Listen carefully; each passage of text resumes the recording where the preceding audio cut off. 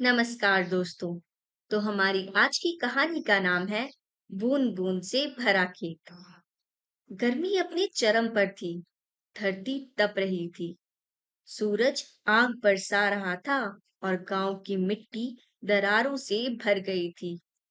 पेड़ सूख चुके थे, पत्तियां मुरझा गई और पक्षी तक उड़ने की ताकत खो चुके थे। ऐसे मौसम में गांव के लोग छाया की तलाश में घरों में दुबक कर बैठे थे और हर कोई आसमान की ओर देख रहा था। कब होगी बारिश? लेकिन एक आदमी ऐसा था जो आसमान की तरफ नहीं, जमीन की ओर देख रहा था। उसका नाम था गोपाल। एक साधारण किसान, शांत स्वभाव का, लेकिन अपने खेत से गहरा लगाव रखने वाला। जहां बाकी किसान फसलें खो चुके थे और उम्मीदें छोड़ चुके थे, वहीं गोपाल के मन में एक छोटी सी आस अभी भी जल रही थी। अगर मैं हार नहीं मानता, तो शायद मेरी जमीन भी नहीं मानेगी।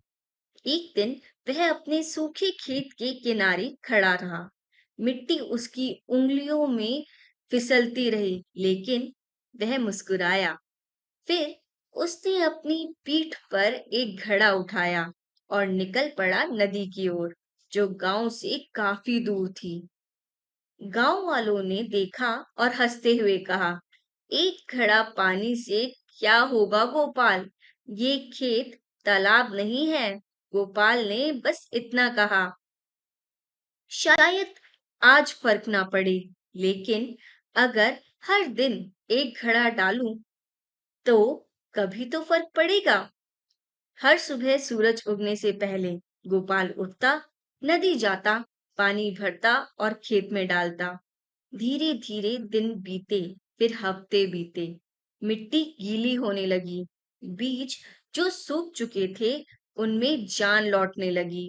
कई दिनों बाद, जब बाकी खेत अभी भी बंजर थे, गोपाल के खेत में पहली हरी कोपल फूटी। गांव के लोग चौंक गए। कैसे हो सकता है? जब बाकी लोग सिर्फ इंतजार करते रहे, गोपाल ने मेहनत करना नहीं छोड़ा। कुछ और हफ्तों में उसका खेत लहलहाने लगा। जहां बाकी खेतों में धूल उड़ रही थी, वहां गोपाल के खेत में खुशबू और हरियाली थी। तो दोस्तों, इस कहानी से हमें ये सीख मिलती है कि बूंद बूंद से घड़ा भरता है और बूंदों से ही खेत हरा होता है।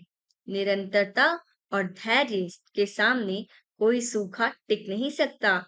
धीमी रफ्तार से चलने वाला भी मंजिल तक पहुंच सकता है, अगर वो कभी रुके नहीं। धन्यवाद दोस्तों। मिलते हैं अगली कहानी में।